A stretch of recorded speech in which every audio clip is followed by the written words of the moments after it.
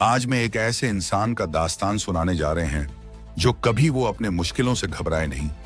वो अपने हर कठिन से कठिन समय से लड़ते रहे। और आइए जानते हैं एक ऐसे इंसान के बारे में जो काफी बुरा समय में भी कभी हार नहीं माने। और क्या है उसकी दास्तान। मोहम्मद इकराम अंसारी ये गिरिडीह के कोल्डीहा के निवासी हैं, जो वे अपनी एक कविता को लिखने के लिए कई लोगों के ताने और दूर व्यवहार के शिकार हुए। यहाँ तक कि वे अपने घर परिवार चलाने के लिए कई कारोबार के धंधे डूबा चुके हैं। इकराम का कहना है कि मैं अपना एक कविता लिखने के लिए लगभग 4 साल गुजार चुका हूँ, जिस हमारी कविता का नाम का शीर्षक है एक मजदूर की कहानी है। इकराम का कहना है कि इस कविता को लिखने के लिए मैं अपना 6 से ज्यादा धंधे चौपट कर चुका हूँ। इसके लिए मुझे अपने घर परिवार व कई लोगों के काफी ताने सुनने को मिला, लेकिन मैं अंत तक हार नहीं माना। अपना कार्य में लक्ष्य की प्राप्ति के लिए मैं हमेशा लगे रहे। अंत में मैं अपना कविता लिखने के कार्य में कामयाब हो ही गए। इसके लिए मुझे अपने बच्चे के बर्थडे के दौरान गिरिडीह विधायक सुदीव्य कुमार सोनू जी के द्वारा सराहनीय हौसला के साथ काफी मान सम्मान भी दिया गया। और साथ में ये भी बोले कि इस जज्बे के लिए इकराम को दिल से सलाम, जो इस कठिन परिश्रम से कभी घबराए नहीं और अंत तक वो अपने कार्य में सफल रहे। साथ में माले नेता राजेश सिन्हा भी इसके तारीफ की पुल बांधने में पीछे नहीं रहे। राजेश सिन्हा ने इसके इस सराहनीय कार्य के लिए उज्जवल भविष्य की कामना के साथ बधाई एवं शुभकामनाएं दी।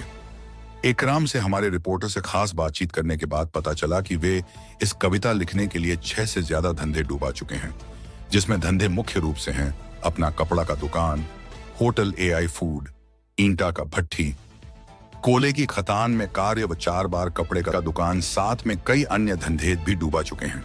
इकराम ने कहे कि इस बात पर मुझे हमेशा अपने घर परिवार व लोगों के द्वारा हमेशा ताने को सुनने को मिलता रहता था कि तुम ये सब धंधे को जो डूबा दिए, इससे तुम अब अपना घर परिवार कैसे चलाओगे और अपने बीबी बच्चे का भरण पोषण कैसे करोगे।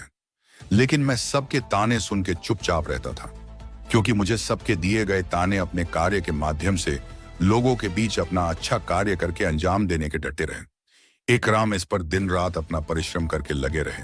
फिर इकराम ने अपने कार्य में परिश्रम के माध्यम से सब लोगों का ताने का जवाब देने में सफल रहे। इकराम अपना कविता एक मजदूर की कहानी को लिख के लोगों के बीच दर्शाने में सफल रहे। इकराम अपना परिश्रम व दृढ़ संकल्प से लोगों के बीच अपना कार्य का अंजाम देने में सफल रहे। फिर लोगों ने भी इकराम के इस कार्य को देखते हुए आदर सम्मान देने में भी पीछे नहीं रहे। और आज तो YouTube एक ऐसा माध्यम है कि जिसमें आप अपलोड करके छोड़ दें तो क्लाउड में सेव रहेगा। आने वाले समय में भी लोग उसको निकाल कर देख कर ये समझ सकें कि गिरिडीह कैसा था, गिरिडीह के लोग कैसे थे, गिरिडीह में क्या चीजें कैसे हुई और कैसे बदलाव आया, ये तमाम चीजें। तो हम इकराम की इस विधा के लिए, इकराम की इस खास कलाकारी के लिए उसको धन्यवाद भी करते हैं और ईश्वर से कामना करते हैं कि अगर इस क्षेत्र में इकराम का मन लगता है तो आपको इस क्षेत्र में ईश्वर तरक्की भी दे, आपका नाम भी और लोग जाने भी। आज छुट्टी प्रतिभा के तौर पर लोगों ने देखा है, जाहिर प्रतिभा के तौर पर लोग आपको देखते हैं और कहें कि अरे भाई ये डॉक्यूमेंट्री तो इकराम ने बनाई होगी। तो मेरी बहुत सारी शुभकामनाएं आप तमाम को। थोड़ा जल्दी आपसे मैं इजाजत देना चाहूँगा। गर्मी का दिन था, पूरे दिन पसीना चला, शाम को 5:30 बजे खाना मिला है, तो आज हम इजाजत लेना चाहेंगे। फिर किसी मौके पर आपके बीच में जरूर से शिरकत करेंगे। वो हमको सुनाया और वहाँ के जितने भी लोग थे जो कार पर सुन रहे थे, कहीं वो रामगढ़ के लिए निकल रहे थे, तो लगा कि कहीं न कहीं FM को लगा होगा, रेडियो को लगा होगा कि ये वॉइस अच्छा 1 घंटा तक लगातार सुना है।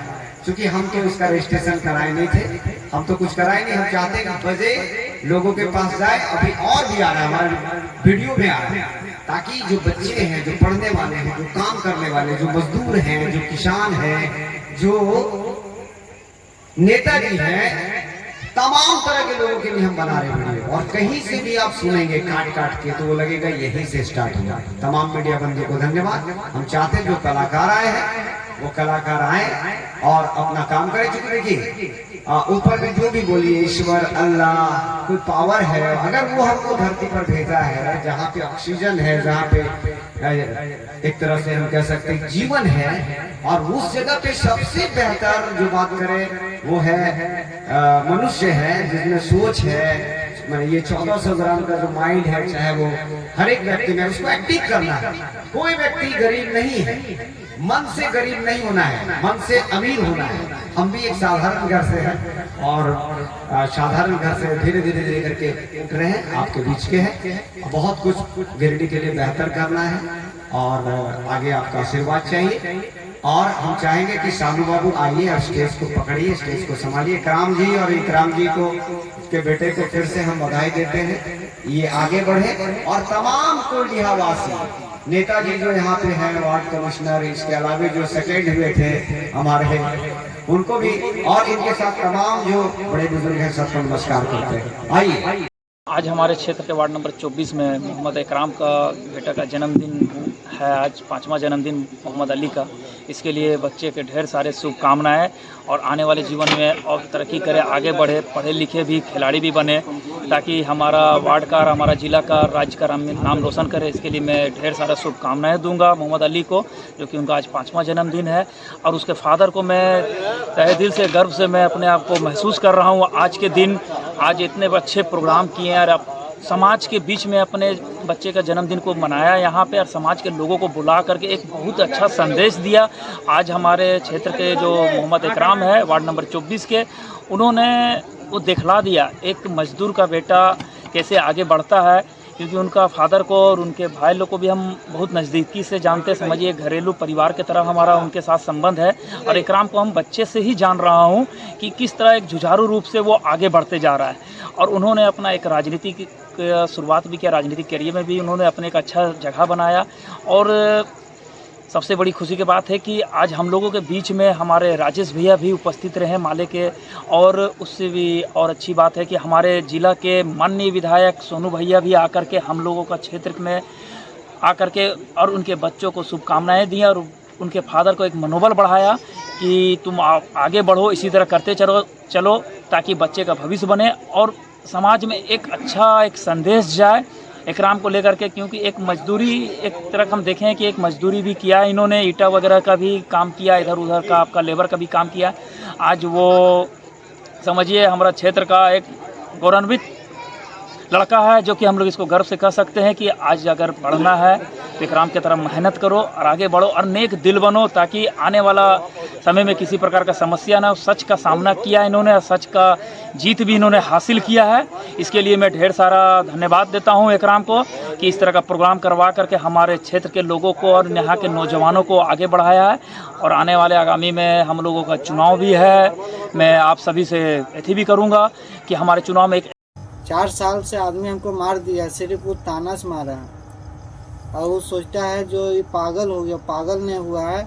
जो कम से कम ये देखिए जो हम काम क्या किए हैं, दुनिया से कितना छिपाइएगा वो छिपे वाला नहीं है। इसीलिए अल्लाह ऐसा बात है, जिसको हिदायत करता है वो अपने कामों में उसको ले लेता है। हम खुशनसीब इंसान हैं।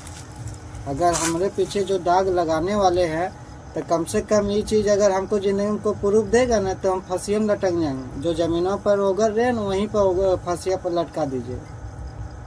तो अगर असली ज़िंदगी जीने के लिए इंसान के कलेजा चाहिए और उसके पास कलेजा नहीं है, एक ही कलेजा है जिसका नाम को बदनाम करना है, तो वो कभी खुश नहीं रह सकेगा। इसलिए हम भी मुसलमान हैं, आप भी मुसलमान हैं। और मुसलमान तो है ये है, मगर इंसान सबसे बड़ा इंसान है। हम भी इंसान हैं, आप भी इंसान हैं।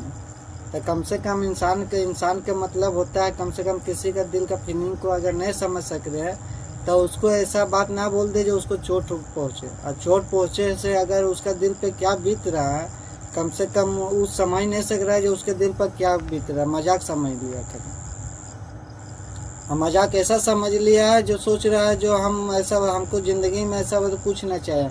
दौलत अगर इंसान होता है तो ज़िंदगी में सबसे बड़ा दौलत होता है उसका इज्जत। और गिरिडीह में कोई ऐसा आदमी नहीं जो हमारे लिए समझिए वो खुशनसीबी की बात था जो हमने समझिए गिरिडीह में कोई ऐसा आदमी नहीं होगा जिसके साथ हम अपना वक्त को बिताए। सबसे बड़ा खुशनसीबी ये चीज़ का। मरेंगे तो कुछ लेके तो जाएंगे नहीं जाएंगे, मगर वो यादें लेके जाएंगे जो हम अपना गिरिडीह वालों के साथ बिताए हैं, बस वही लेके जाएंगे। और हम कहना चाहते हैं अपने राजेश जी को, जो हमारी ज़िंदगी में आए तो खुशनसीब इंसान थे जो हमको समझिए राजेश जी जैसा इंसान मिला जो हमारे बातों को हमेशा दिल से समझते थे, मगर वो भी मजबूर थे बंदे। हम आखिर वो भी इंसान है, और इंसान सबसे बड़ा अपनों से जब उसको धोखा मिलता है ना, तो कोई साथ देने वाला नहीं रहता है, और वही लड़ा सबसे बड़ा लड़ा बन जाता है इंसान का। और वही लड़ा बन गया का चीज़ जो हमको अपना माँ बाप के इज्जत को बचाना और जीते जी बचाना। अगर नहीं बचा सके तो उस जिंदगी को आखिर इस शरीर को करेंगे क्या? और वही करेंगे जो गिरिडीह वालों के हाथों में हम चल जाएंगे। चल जाएंगे ऐसा बात है जो आप हमको ऐसा बात है, अगर ज़िंदगी न दे सकते हैं तो मौत दे दीजिए, उससे बढ़िया हमारा मौत होगा। जो साल से है तो सबसे बड़ा अगर एक इंसान के लिए, एक मुसलमान इंसान के लिए अगर कुछ है तो वो कुरान है। वो अगर समझे या ना समझे, और कुरान ही एगो ऐसा रास्ता है जो इंसान को एगो असली मुकाम तक लेके जाता है। वो सबसे बड़ा दुनिया में ईमान है। अगर हम अपना जातों को जरूर बांटने लगेंगे, मगर जात बांटने से नहीं होगा। आपके लिए भी वो कुरान है, मेरे लिए भी कुरान है, और ऐसा बात है आपको भी उसका इज्जत करना और हमको भी इज्जत करना। किसी ने दुनिया को समझ सका ही नहीं, क्योंकि उसको आज समझिए शुक्र होता है जो किसी मकसद में, हर इंसान का एक मकसद होता है। वो इंसान का कैसा मकसद होता है, वो अल्लाह उसका नसीब में जो जैसा इंसान को लिखा होता है उसका दिल में वही मकसद उसका रहता है। और वो मकसद में ऐसा बात है, अगर हम 4 साल अपना लगा दिए ज़िंदगी को तो कोई मकसद होगा तब ना हम लगाए हैं। ऐसा बात है जो कोई मकसद, अपना 6 गो धंधा डुबा दिए हैं। आदमी सोचता है जो बेटा ये पगला गया है, मगर वो नहीं समझ रहा है जो ये कामा काची कर रहा है। अरे बच्चा जो है कम से कम उन लोग तो कम से कम सही रास्ता पर चले। आप पूछिएगा जो सही रास्ता ऐसा है कौन, तो सही रास्ता वही होता है जो कम से कम हमारा बाल बच्चा सही तालीम पा सके, सही शिक्षा पढ़ सके, अच्छा से पढ़ लिख सके। कम से कम हम लोग तो कोयला बोलता बेटा ये मजदूर की कहानी की है। मजदूर की कहानी का मतलब है 200 जिंदगी का सवाल है। अब हम अपना जिंदगी बचाए